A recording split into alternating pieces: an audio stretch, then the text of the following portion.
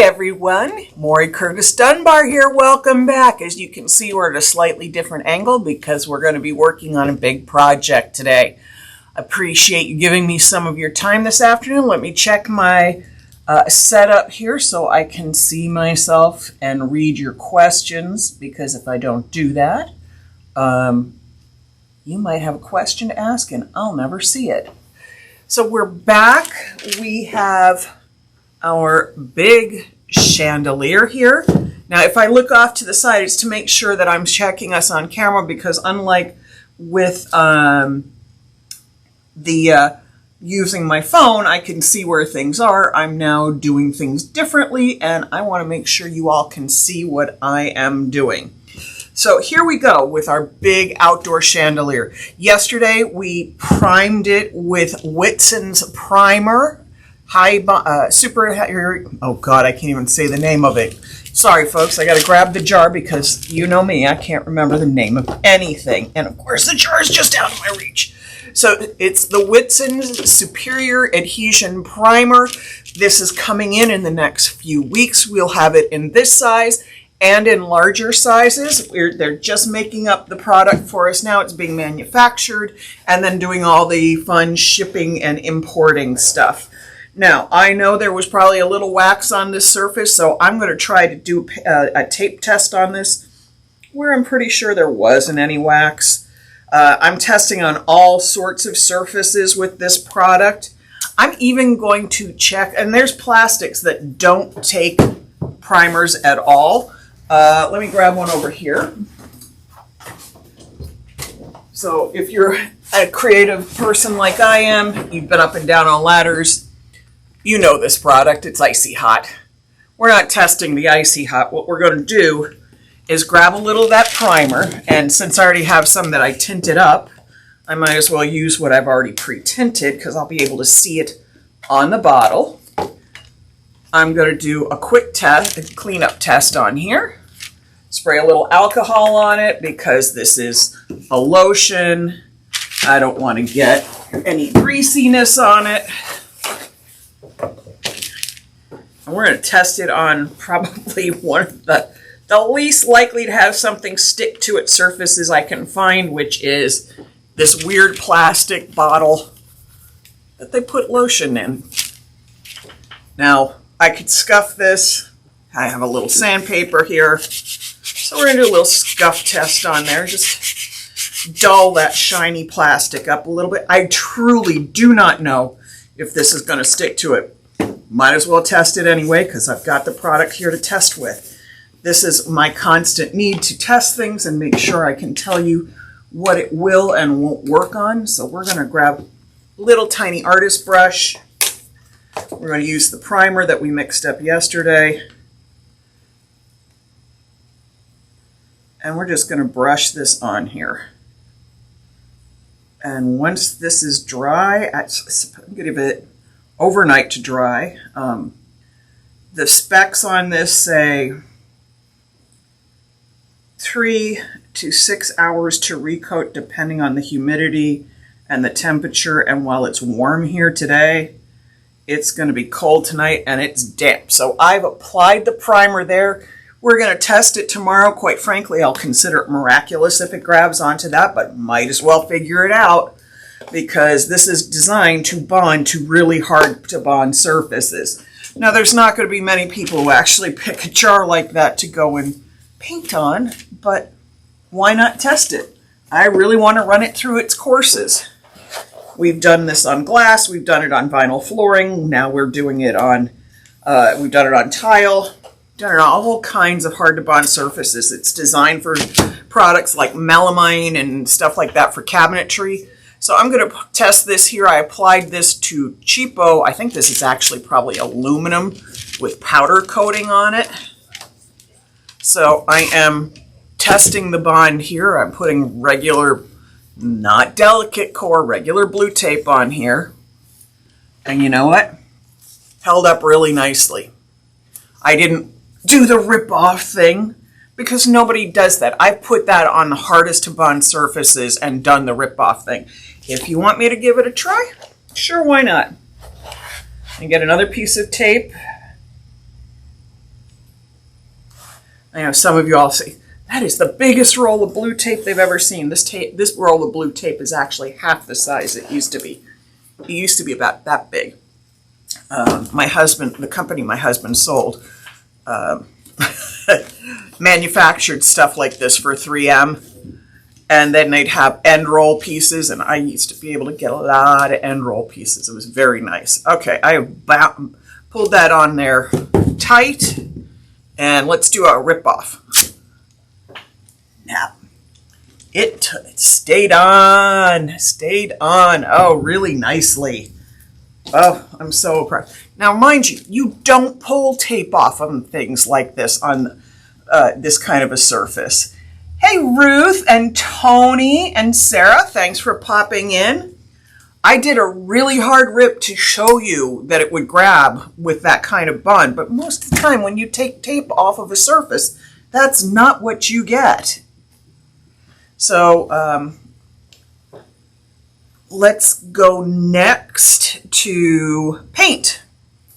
Now that we know the primer is well adhered, we're going to use Roberson's products, and I'm just going to paint each of these arms a different color, and I think what I'm going to actually do is gild this so that we can use some of the leaf lacquer on it when it's over, because the leaf will be more exterior rated than foils. Foils can have the foils themselves will hold up in sunlight, but some of the colors don't hold up that well.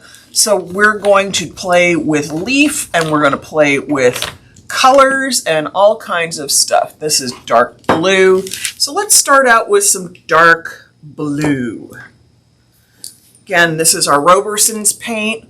We have it on our website. Ooh, it's pouring rain outside. Great. That should be fun. I love rain, but yeah, it can make painting a bit of a challenge. So now I need a brush. Let's use this one. I usually dip my brushes in a little bit of water just to pull the bristles together. And we're going to use the Roberson's deep blue or dark blue. And we're going to start right up here. Ooh, that looks so pretty. Now, as you recall, I tinted my Whitson's gray because I knew gray would be a better base for the deeper colors I was going to use. If you paint things red, you might be very, very aware that you want a gray primer so that the white doesn't flash through. The gray will absorb the light and make the coverage look more complete, whereas white will keep flashing through, and you're going to have somebody going, God, it just looks so patchy. It's not patchy, it's the way the light absorbs. And that's a color theory and light lesson that I'm not sure you all want me to get on a soapbox about, but if you do, put it in the comments. I have taken and I have taught some color theory, so I kind of have a pretty darn good working knowledge of that kind of stuff. But look how pretty that blue is. That's going to look gorgeous. Now, of course, I will do 2 coats because even though the coverage is really, really good, I want to make sure I don't miss anything. And I always miss something. I guarantee you, especially on something twisty like this, I miss stuff. It's a guarantee that I miss stuff. Let's see if I got any questions going here. Hey, Lisa, thank you for coming in. All right, let's get in there. So today is going to be the day I block out all the colors, and then maybe later off camera I put second coats on so that tomorrow when we start doing some other more exciting little details on here, the second coat will be on and completely dry. This is going to go in my backyard. Like I said, I've had this thing good 20 plus years, I think. I think I bought it. We used to have, Tag is a brand that makes all kinds of stuff. And we used to have a place that was the Tag outlet here. And they've closed. They closed before COVID. I think they closed about 6 years ago. But they always had really, really interesting stuff. And none of it was terribly expensive, except their candles. The candles were always weirdly expensive. But I bought it there.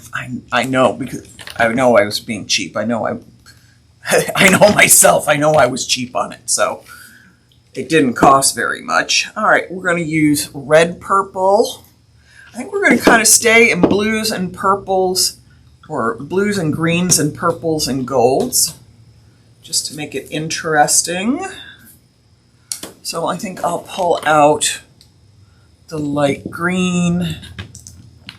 I think we'll use some of the Florentine gold because it's very yellow. What else did I want to use? I had stuff in my head. Oh, I know what I wanted. I wanted the Victorian gold, which is a very greenish color. So we're going to kind of keep this something that I think would look great, like just hanging under trees. And then as we play with the details, it'll get even more interesting. Now, this red purple is a color that I brought back because I love purple.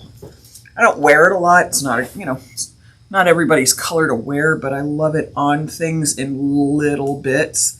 I think it's super powerful color on things. Now let me get in here. And this is one of the slightly sheerer colors. That red purple is a little sheerer, so definitely going to need 2 coats of that. Hey, Cindy, nice to see you. Let's get this on here. Heck, I don't even know which arm of this it is until I get past the center. Now I'm going to have to turn it upside down later on to get the bottom, but because this is wet up here, it's not going to get turned upside down. So it'll probably be a little on the patchy side for my first pass, because if I turn it upside down, it will mess up what I'd have up here. Now let me zoom in, see if you can see that color at all. Where am I? I have to do this with my fingers to figure out which one I'm painting because it's not even easy for me to see on my own screen. There we go. There's where I'm painting right now. And you should be able to see the color a little bit better. My wonderful social media website guy is determined to help me get my lighting better so the colors read a little truer and you're not getting quite such a harsh blue light on things. But right now, this is what we got. So this is the red purple. Look how pretty that goes on. Come back over here so. And it has beautiful leveling qualities. It's just brushing on super, super smoothly.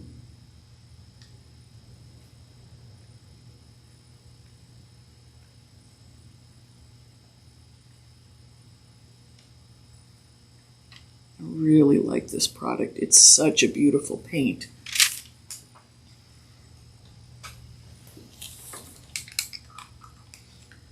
Now, I haven't checked to see if this is actually an exterior rated product.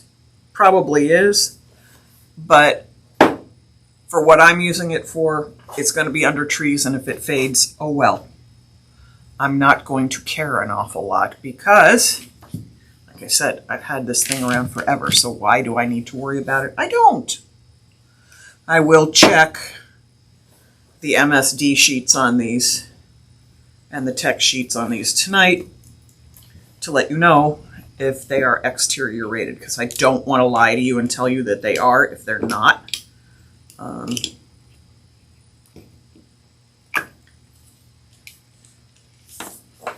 Try not to be that person.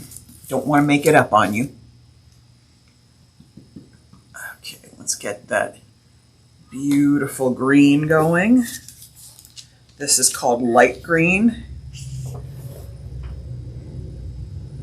which is funny because it's more opaque than the bright green, which is actually a little, and it's actually darker than the bright green.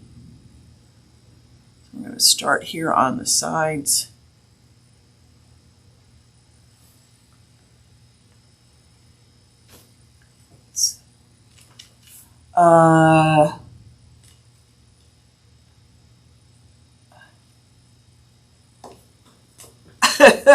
I want you to know I was out cleaning up my yard.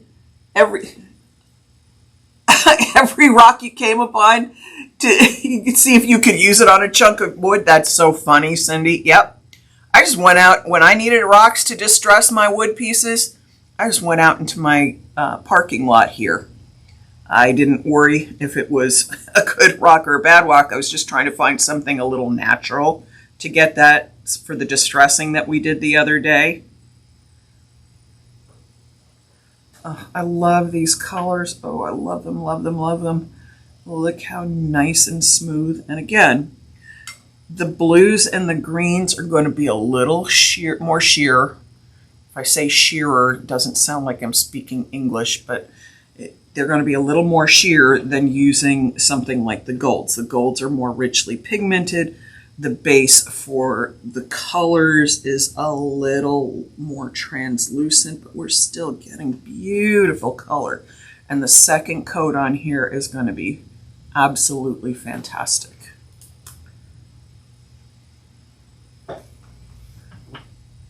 And what I love about this is just a little bit of this paint goes a really long way. I mean, I'm working with little jars. These are 30 milliliter jars, which is what we currently have in stock for most of the colors that we carry, or for all the colors that we carry. And then a few of them we have in the larger 250 milliliter jars. But those we kept to the metals like golds and silvers, because those are going to be the things most people need to use metallics on in larger volume. Now, that doesn't mean that when we place the next order, if you reach out to me and say, hey, I wish you would get this in this size, that I can't do that. You just got to let me know that that's what you want.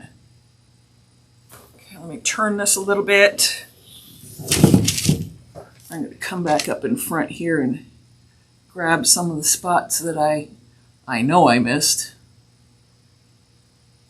Oh no, shocking, I missed a few spots. Okay, let's move that brush, let's move that paint.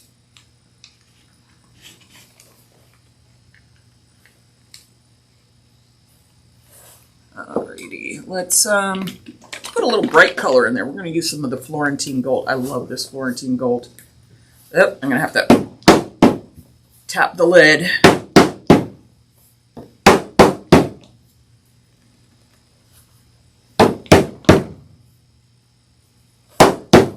These lids like to seal up really nice and tight. The paint likes to grab down tight. God, look at that color. Oh, it's so gorgeous. So pretty. All right, let's turn this way. And we're going to be, just painting these is not going to be all we do. We're going to put some details on here. We're going to do some gilding on here. We've got a lot of fun stuff to make this a kind of fun, crazy outdoor chandelier. And just so you know, oh, excuse me, I swallowed wrong. We're not going to put real candles in these outside in the trees. That's not safe. They now make wonderful taper candles that are battery operated. And that's what we're going to put in here. It's safer. I'm not, you burn down one house, you don't want to have another one burned down. So we're not going to set the trees on fire. We're going to use battery operated taper candles.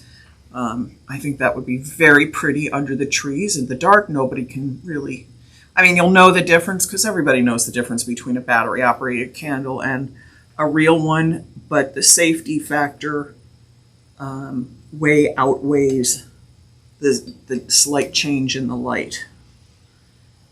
I will not, not do anything dangerous. Oh, look how pretty that color is. Gosh, that's so gorgeous. I just love this.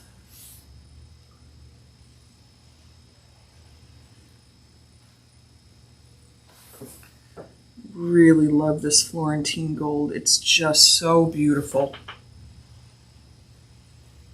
And it's a slightly greenish gold. It's very bright. It's one of the most expensive colors that Roberson's makes. And as you can see, it is clearly something special.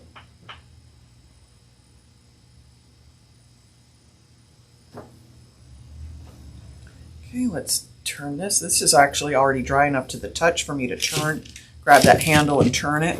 I'm just going to kind of come at stuff this way a little bit.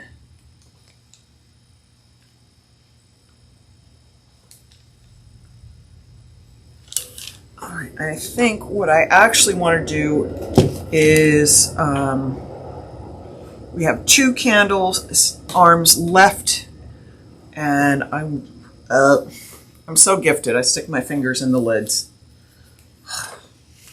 You should all be as smart as I am, honestly.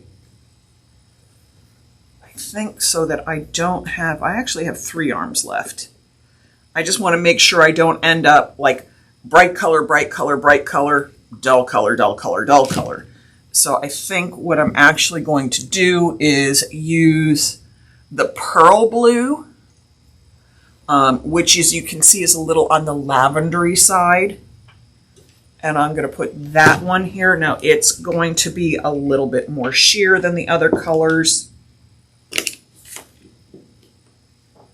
Ugh. There we go. I want to really have each one be a different color, but I don't want to have it lose any vibrancy. So I have to really think out my colors here. So here we go. There is that. Yeah, it does have a really sort of lavendery cast, especially over the gray. Pearl colors are probably the most translucent colors. And I'm not going to put any red or any pink on here because I want to keep this sort of sort of blues, greens, yellows, purple-y kind of colors.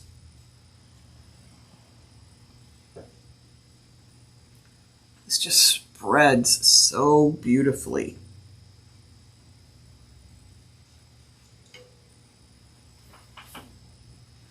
Check over here and see if there's any questions.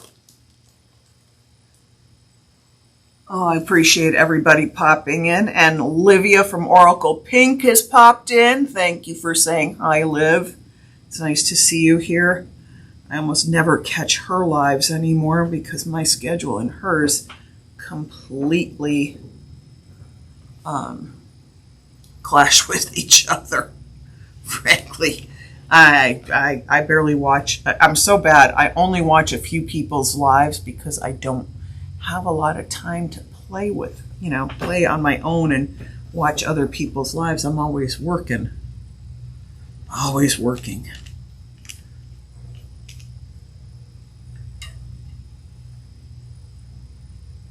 All right. Oh, this is so pretty. I love how this is coming out. I'm really, really pleased with this. All right, I'm going to put the lid on there. Okay, we're going to go next with the Victorian Gold, which is sort of an olivey green color. You see that? As you notice, again, I haven't done the cones. I'm going to paint all the arms first, and then we're going to gild the cones. Those are going to have I don't know what kind of leaf yet. I'm going to dig through my box. It might be plain gold. But we're going to use a composition metal so that, again, we're working with the new Roberson, the new Whitson's leaf lacquer on it, and we can get a nice result from it. Okay, oh, the Victorian gold is gorgeous, olivey, rich, shimmery. This one's a little thicker because this jar had a little crack in it, so it's gotten a little air. The new jars aren't as thick as this. This spread's a little thicker today because, again, the jar had been left open a little bit. Man, does this product look good. As you notice, I haven't even done the top, the weld here. I'm thinking maybe I want to gild that. Again, so I have the cups gilded, and then I have a little gilding here. We'll probably have some gilded bands on here. I'm kind of just playing this by ear. I have no true set plan on how this is going to look other than the idea of the colored arms and some gold leaf. And we're going to use artificial gold, composition gold, not real gold. Because, again, I want to work with... something's going on out there. We're going to work with the Whitson's leaf lacquer on this and show so you can see how it not only doesn't tarnish metals that would normally be hard to top coat because they would tarnish, but it's got such a beautiful finish to it too. Okay.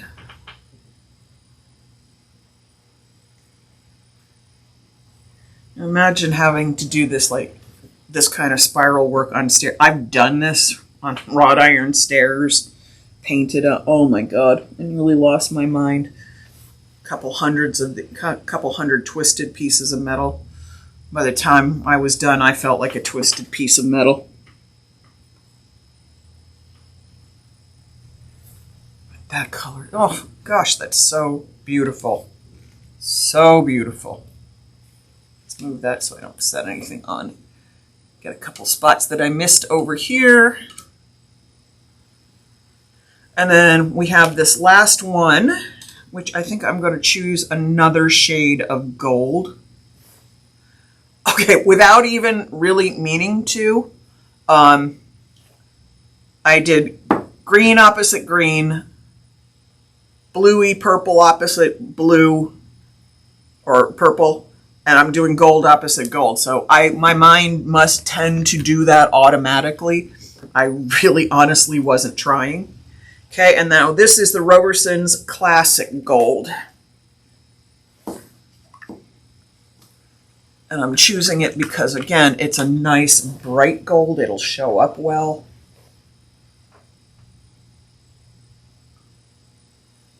Let's see, I've got a question here. Hey, Cynthia, nice to see you here.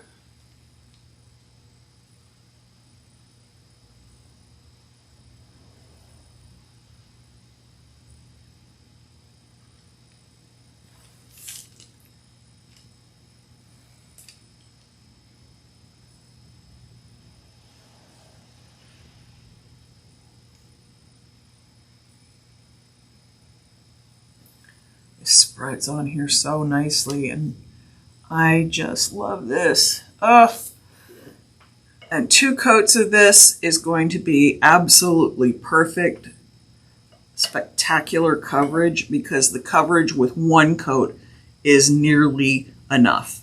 I rarely stop with just 1 coat unless it's something small.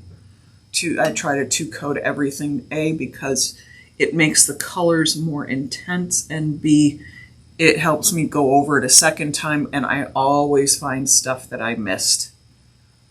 I know, I keep telling you this, shocking that I'd miss something, but you know, there are days I'd miss the bus if as it drove up in front of me. Never missed a flight though. Never missed a flight. I've missed I've missed some clues. I've missed some innuendos. I've missed some hints that weren't even hints. They were practically whacking me across the head. But yeah, if I could miss a spot, I will miss a spot. So that's why a second coat is always a good idea, because it forces you to go over the entire surface and reevaluate where you've not gotten your paint placed. So now you can see where we're going here. Let me pull this back.